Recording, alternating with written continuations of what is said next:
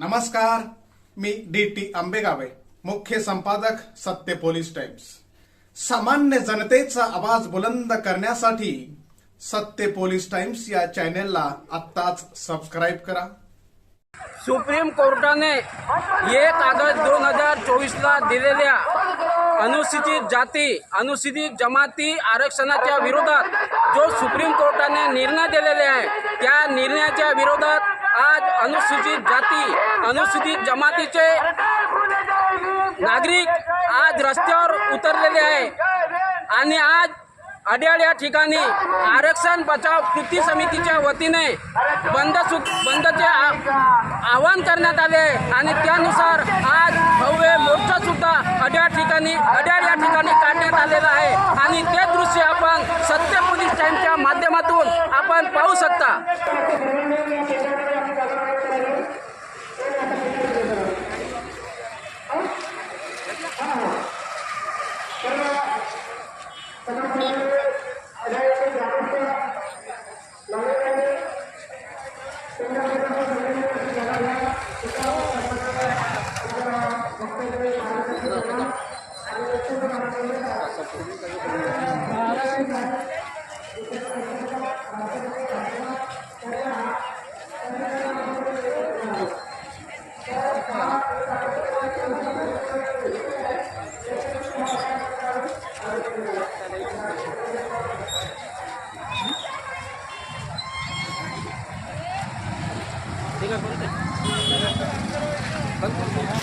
जय संविधान, जय संविधान। आज अड्याळ या ठिकाणी आरक्षण बचाव कृती समिती अड्याळच्या वतीने भारत बंदच्या आयोजनानुसार या ठिकाणी सुप्रीम कोर्टाने जो निर्णय दिलेला आहे अनुसूचित जाती आणि जमातीच्या विरोधात अ ब क ड असे उपवर्गीकरण केले आहे। तर सुप्रीम कोर्टाला या अनुसूचित जाती आणि जमातीत उपवर्गीकरण करण्याचे काय कारण आहे?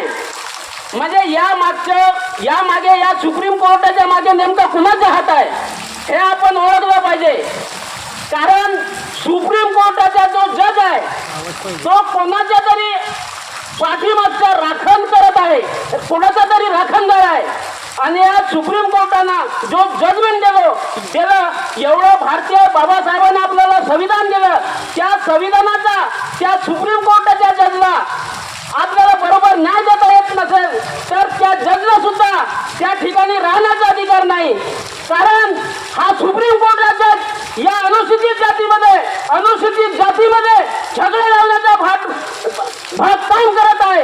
या सुप्रीम कोर्टाच्या जजचा मी प्रथम या बंदच्या ठिकाणी निषेध करतो की ज्या सुप्रीम कोर्टाने या अनुसूचित जाती जमातीमध्ये वर्गीकरण करून त्याला कमजोर करण्याचं काम करत आहे आणि त्यामध्ये भांडण लावून त्यांचं आरक्षण खतम करण्याचा या सुप्रीम जजचा हा निर्णय आहे आणि अशा या सुप्रीम कोर्टाने जो जजमेंट दिला आहे त्यांचा मी निषेध करतो। जरी सुप्रीम कोर्टाने अशा पद्धतीचा निर्णय दिला असेल तरी या ठिकाणी भारतीय संसद आहे, आपली लोकशाही आहे, गणतंत्र आहे, ते सुद्धा या सुप्रीम कोर्टाच्या विरुद्ध जो न्याय देवान तरी त्याच्या विरोधात आपण तो संसदेमध्ये ठराव पास करून तो निर्णय मागे घेण्याचा अधिकार संसदेला आहे। जरी सुप्रीम कोर्टाने घेतला असेल तरी तो रद्द करण्याचा अधिकार संसदेला आहे। म्हणून या आपली जे संसद आहे, जो या देशाचा पंतप्रधान आहे, तो सुद्धा आपल्या लोकसभेमध्ये ठराव घेऊन हा कायदा रद्द करू शकतो आणि जो विरोधक पक्ष आहे त्यांनी त्याला समर्थन द्यायचं आहे। तर असं कुठं होताना दिसत नाही, कारण आम्ही पाहतो तिकडून सुप्रीम कोर्ट जज देतो आणि तेलंगणाचं सरकार जो काँग्रेसचं सरकार आहे त्याला समर्थन देतो। याला आपण काय म्हणावं? हे योग्य नाही। म्हणून जो विरोधात बसलेला सरकार आहे, जो केंद्रात विरोधी पक्ष म्हणून काम करत आहे, त्यांनी सुद्धा या निर्णयाचा विरोध करायला पाहिजे, त्यांनी सुद्धा रस्त्यावर यायला पाहिजे आणि हा जो निर्णय दिलेला आहे सुप्रीम कोर्टाने तो तात्काळ मागे घ्यायला करायला पाहिजे। कारण 5 वर्षाच्या पूर्वी लोकसभेचा विरोधक नव्हता, आता विरोधक आहे. म्हणून विरोधकाची आपली महत्वाची जबाबदारी आहे की त्यांना विरोध केला पाहिजे. फक्त त्या ठिकाणी चंद्रशेखर राव नाईक आझाद समाज पार्टीचे त्यांनी लोकसभेत विरोध केलेला आहे.